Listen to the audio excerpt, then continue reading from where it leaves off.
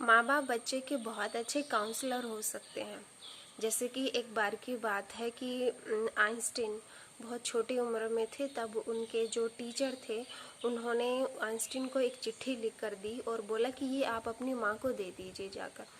तो आइंस्टीन छोटा बच्चा था, उसको पढ़ना नहीं आता था, तो वो चिट्ठी उसने अपनी माँ को जाकर दी। उसकी माँ ने पढ़ी और फिर वो बच्चा बोला कि माँ क्या लिखा है। तो उसकी माँ ने कहा कि टीचर ने लिखा कि आपका बच्चा बहुत होनहार है, बहुत होशियार है, बहुत टैलेंटेड है और हम उसको अपनी क्लास में नहीं पढ़ा सकते, तो अच्छा है कि आप उसे घर पे रहकर ही पढ़ाइए, क्योंकि हम इतने टैलेंटेड बच्चे को नहीं पढ़ा सकते। तो उसके बाद आइंस्टीन एक बहुत अच्छा इंसान बना, बहुत वैल्यूएबल, और उसने बहुत सारी जो है वो खोजे कि वो सब आप जानते ही होंगे।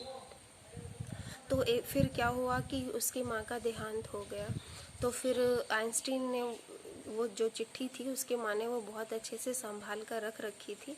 तब वो खोल कर पढ़ी तो उसमें लिखा हुआ था कि आपका बच्चा बिल्कुल भी हम उसको पढ़ा नहीं सकते, बहुत ही मतलब नालायक है, बहुत ही कमज़ोर है, आप उसको घर पे रहकर पढ़ाइए। तो फिर आइंस्टीन ने ये बात पढ़ी, तब महसूस किया कि और अब आप देखिए कि काउंसलिंग क्या होती है, काउंसलिंग के मायने क्या होते हैं।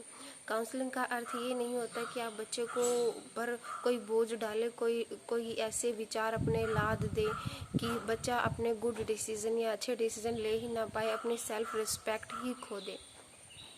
बच्चे के सामने आप कोई भी बात रखें, उसके पॉजिटिव पहलू भी बताएं, उसके नेगेटिव पहलू भी बताएं और फिर उस पर छोड़ दें कि वो क्या करना चाहता है।